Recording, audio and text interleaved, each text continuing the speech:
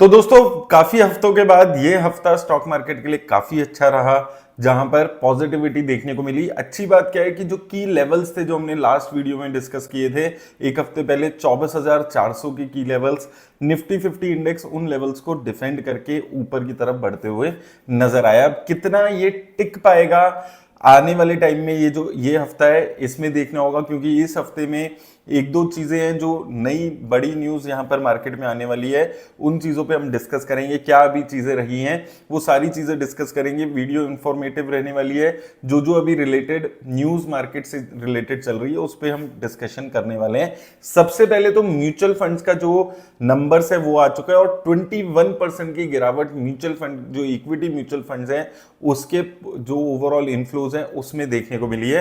तो यहां पे अगर आप देखेंगे तो लगभग 22% की इनफ्लोज में गिरावट है। 33,400 करोड़ के आसपास के ये नंबर्स आए हैं, जो जुलाई के नंबर से लगभग 20% गिरे हैं। जुलाई में 42,000 करोड़ के इनफ्लोज आपको देखने को मिले थे।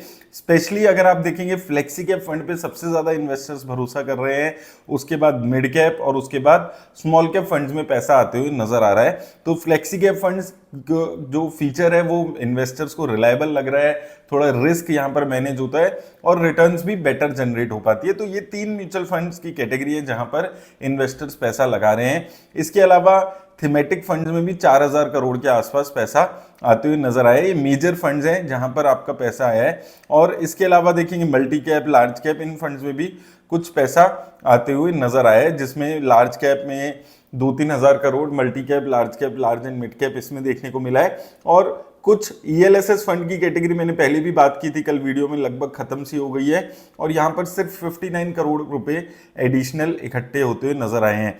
एसआईपी की बात करें तो एसआईपी में इंक्रीमेंट लगभग सेम देखने को मिल रहा है, 28,000 करोड़ के आसपास की एसआईपी आई है। तो ये पॉजिटिव बात है कि एसआईपी के एंगल से एक स्टेबिलिटी देखने को मिल रही है, लेकिन ओवरऑल जो इक्विटी का इन्फ्लोज था मार्केट में वो कम हो गया। शायद ये भी एक रीजन हो सकता है कि जुलाई में एनएफओस काफी हुए थे, अगस्त में एनएफओस थोड़े कम थे, तो इसलिए हो सकता है कि वो एनएफओस के जरिए ज्यादा पैसा इकट्ठा हुआ था जुलाई में, जो अभी अगस्त में नहीं देखने को मिला। ओवरऑल स्टेबिलिटी है। अगर हम बात करें एसआईपी की, बहुत ज्यादा ग्रोथ नहीं हो रही है, जो 1-2 साल पहले देखने को मिल रहा था कि हर महीने 15-20% की एसआईपी के जो नंबर्स थे उसमें ग्रोथ आ रही है, वो चीज अभी मार्केट में थोड़ा सा खत्म होती हुई नजर आ रही है। तो एसआईपी में स्टेबिलिटी है, ना गिर रही है ना बढ़ रही है, वो सिमिलर नंबर 27-28 हजार करोड़ के यहां पर आते हुए नजर आ रहे हैं।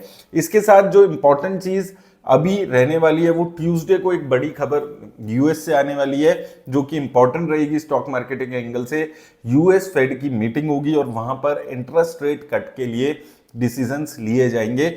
अभी इन्फ्लेशन के नंबर्स आए थे रिसेंटली, अगर आप देखेंगे तो रिसेंटली यूएस में इन्फ्लेशन के नंबर अनाउंस हुए थे और उन नंबर्स के बाद एक पॉजिटिविटी आई है कि उस नंबर के बाद लगभग ये तय है कि एक गिरावट आपको देखने को मिलेगी जो यूएस के फेड रेट्स हैं उसमें। तो कट आ सकता है, मार्केट में माना जा रहा है कि 25 बेसिस पॉइंट यानी कि 0.25% की गिरावट आएगी, लेकिन हो सकता है 0.5% तक भी गिरावट आ जाए। वैसे जो कंसेंसस बन रहा है वो 0.25% के आसपास का बन रहा है। तो 16 सितंबर को ये न्यूज आएगी, लेट्स सी कितना कट देखने को मिलता है।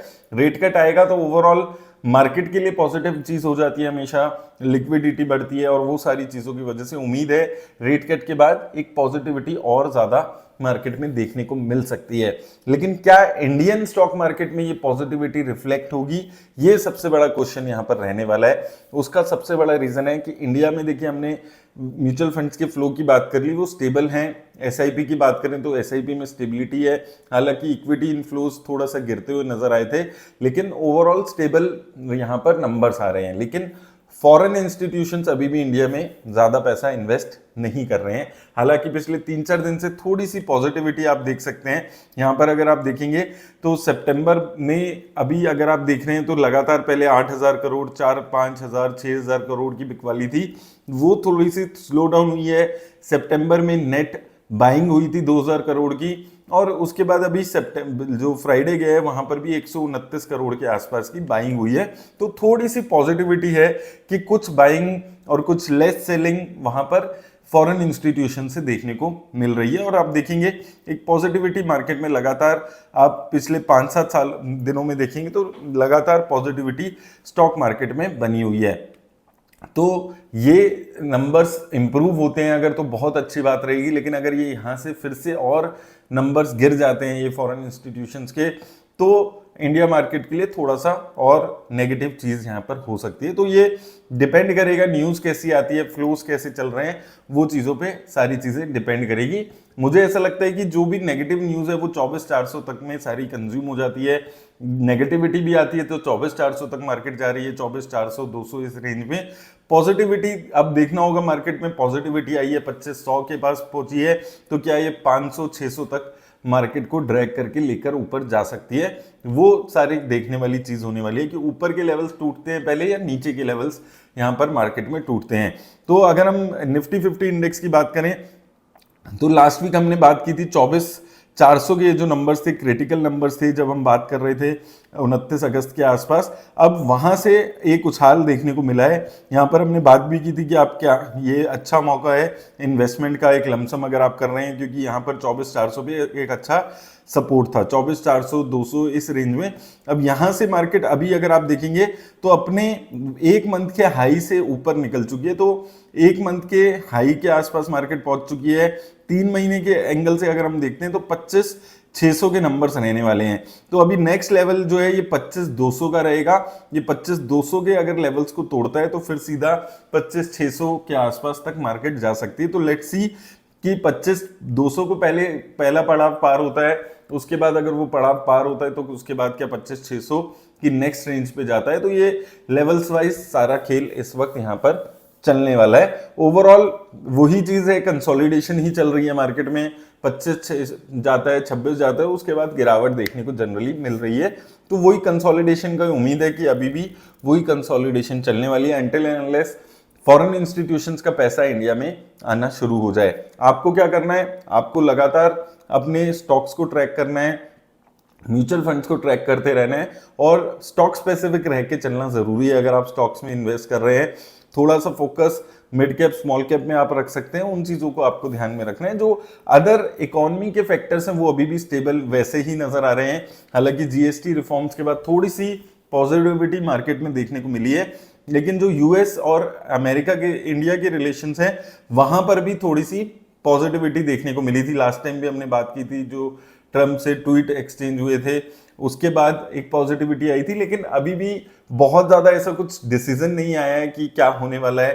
क्योंकि पहले बीच में इतनी नेगेटिविटी आ गई थी कि आईटी सेक्टर पे बात हो रही थी कि आईटी सेक्टर पे टैरिफ्स लग सकते हैं। हालांकि उस पर अभी 2-4 दिन से कुछ खास यहाँ पर प्रोग्रेस नहीं देखने को मिली है, तो आईटी सेक्टर भी हमारा स्टेबल हो गया है। मुझे लगता है कि आईटी सेक्टर में कुछ स्पेसिफिक कंपनीज हैं जहां पर एक अच्छी अपॉर्चुनिटीज मिल रही हैं, तो उस पर आप जरूर नजर रखिएगा। क्योंकि जब बहुत सारी नेगेटिविटी किसी एक पर्टिकुलर कंपनी सेक्टर पे आ जाती है तो जनरली वो बॉटम बन रहा होता है उस कंपनी का, और वहां से एक अच्छी अपॉर्चुनिटीज आपको उन सेक्टर्स में जनरली देखने को मिलती है।